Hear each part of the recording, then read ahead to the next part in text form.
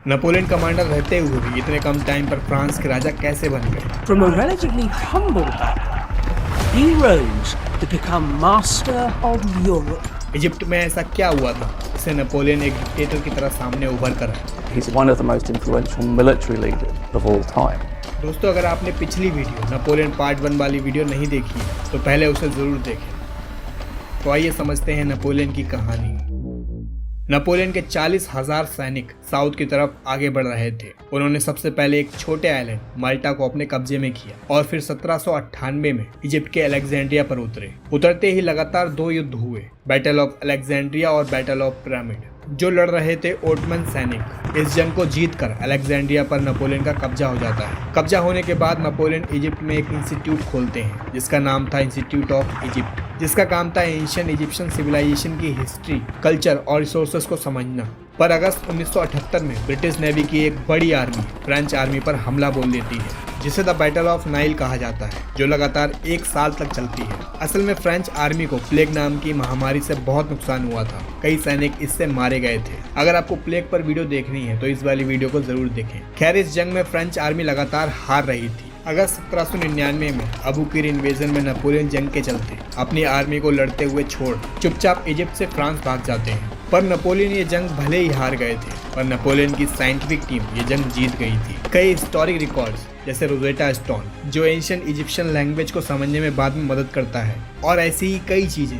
खैर, नेपोलियन जब भागकर फ्रांस पहुंचते हैं तो उनका एक हीरो की तरह वहां की जनता स्वागत करती है। आप सोच रहे होंगे कि जंग के मैदान को छोड़कर, अपनी आर्मी को लड़ता हुआ छोड़कर भी नेपोलियन का ऐसे स्वागत क्यों हो रहा है? असल में नेपोलियन ने जितनी भी जंगें लड़ी थी, उनको न्यूज़पेपर्स फ्रांस की जनता को इन्फ्लुएंस करते थे। लगभग सभी न्यूज़पेपर कंपनीज नेपोलियन के लिए काम करती थी या खुद नेपोलियन की ही थी। नेपोलियन कई आर्टिस्ट से अपनी हीरोइक पेंटिंग बनवाते थे, सिंगर से जंग के गाने बनवाते थे, जो कि उस टाइम पर बहुत पॉपुलर थे। कुल मिलाकर कह सकते हैं कि नेपोलियन ने फ्रांस की जनता को ऐसे इन्फ्लुएंस किया था कि वो नेपोलियन को अपना सब कुछ मानने लगे थे। और इतनी जंगें लड़ने के बाद नेपोलियन एक डिक्टेटर की तरह बन चुके थे, क्योंकि फ्रेंच रेवोल्यूशन होने के बाद टेम्परेरी गवर्नमेंट, जिसे डायरेक्टरी कहा जाता था, वो फ्रांस को चला रही थी। लेकिन डायरेक्टरीज की कमजोर पॉलिसी फ्रांस में इकोनॉमिक और पॉलिटिकल स्टेबिलिटी नहीं बना पा रही थी, और नेपोलियन भी इस बात को अच्छे से समझते थे। उन्होंने इस पॉलिटिकल वैक्यूम को अपने लिए एक मौके की तरह देखा और नवंबर 1799 में उन्होंने एक कूप की शुरुआत की और फ्रांस के लोगों के सामने अपना कॉन्स्टिट्यूशन सामने रखा। तो फ्रांस के लैंडलॉर्ड और एलाइट क्लास के लोग नेपोलियन के साथ हो गए, क्योंकि फ्रेंच रेवोल्यूशन में चर्च और रॉयल्टीज से जमीनें पैसा छीन लिया गया था, जिन्हें इन्हीं लैंडलॉर्ड्स और एलाइट लोगों ने ही खरीदा था। और ये सभी इस डर में थे कि जब भी फ्रांस में साम्राज्यवाद फिर से होगा तो फिर से कहीं उनकी खरीदी गई प्रॉपर्टीज उनसे ना छीन ली जाए।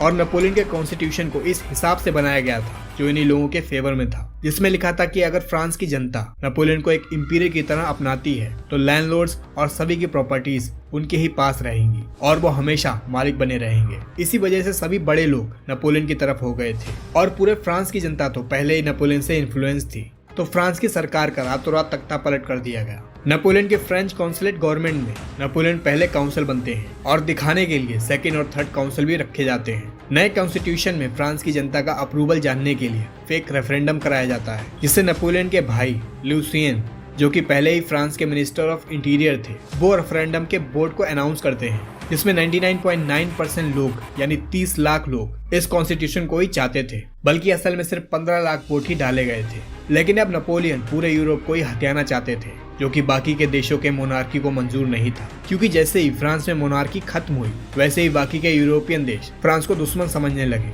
उन्हें डर था कि कहीं उनकी देश की जनता भी उनके खिलाफ ना हो जाए। ऐसे में सबसे पहले ऑस्ट्रियन एम्पायर ने फ्रांस को धमकाने की कोशिश की थी। 1802 में नेपोलियन अपने सरकार के पहले काउंसिल बने रहने के लिए एक रेफरेंडम कराते हैं, जिसमें फिर से 99.9% वोट नेपोलियन के फेवर में आते हैं। और ऐसे ही 1804 में भी नेपोलियन फेक रेफरेंडम से फ्रांस के महाराजा बन जाते हैं। पर ऑस्ट्रिया ने दोबारा 1805 में बैटल ऑफ ऑस्ट्रिया शुरू कर दी और नेपोलियन ने अपने 40,000 सैनिकों के साथ इस युद्ध को अपने नाम कर लिया। पर ऑस्ट्रिया हार न मानते हुए अलग अलग अलाइज बनाकर लगातार नेपोलियन के खिलाफ जंग करती रहती है। लेकिन नेपोलियन लगातार सभी जंगों को जीत रहे थे। पर 1810 आते आते नेपोलियन ने यूरोप के कई देशों को अपने कब्जे में कर लिया। इसी साल यानी 1810 में अपनी पत्नी जोसेफाइन से परेशान होकर डाइवोर्स ले लिया था। असल में जोसेफाइन भले ही नेपोलियन की पत्नी थी, लेकिन जब भी नेपोलियन बाहर रहते थे तो उनकी पत्नी फ्रेंच सोसाइटी के मर्दों से अवैध शारीरिक संबंध बनाती थी। जोसेफिन से तलाक लेने के बाद नेपोलियन ने एक शाही फैमिली की लड़की मरिया लुइस से शादी कर ली और उनसे एक बेटा हुआ। पर वो अपनी पहली पत्नी से इतना प्यार करते थे कि वो कभी भी उन्हें छोड़ नहीं पाए और हमेशा वही उनकी फ्रांस की इंपीरियर ऑफ वाइफ रही। नेपोलियन को शुरू से ही फ्रांस को मजबूत करना था और इंडिया उस टाइम पर सोने की चिड़िया थी जिसे ब्रिटिश गवर्नमेंट ने अपने कब्जे में कर रखा था, जिससे ब्रिटेन हर तरह से बहुत मजबूत था। अब तक फ्रांस सिर्फ मॉरिशस आइलैंड तक ही पहुंचा था, जिसे बेस बनाकर नेपोलियन हमेशा ही ब्रिटेन से युद्ध करते रहते थे। नेपोलियन ने फिर एक बार अपना ध्यान ब्रिटेन की तरफ किया और पहले ही यूरोपियन सी पोर्ट पर अपना कब्जा बना लिया ताकि ब्रिटेन इकोनॉमिकली कमजोर हो जाए। इधर नेपोलियन ने मॉरिशस पर अपनी हैवी आर्मी लगा दी ताकि ब्रिटेन का इंडिया और दूसरे कॉलोनीज से कनेक्शन खत्म हो जाए और फ्रांस का इंडियन ओशन और इंडिया पर कब्जा हो जाए। पर क्या ऐसा हो पाया, जानेंगे नेक्स्ट वीडियो में। अगर आपको वीडियो इंटरेस्टिंग लगी हो तो वीडियो को लाइक जरूर करें और ऐसे इंटरेस्टिंग वीडियोस को देखने के लिए चैनल को सब्सक्राइब कर लें। मिलते हैं नेक्स्ट वीडियो में।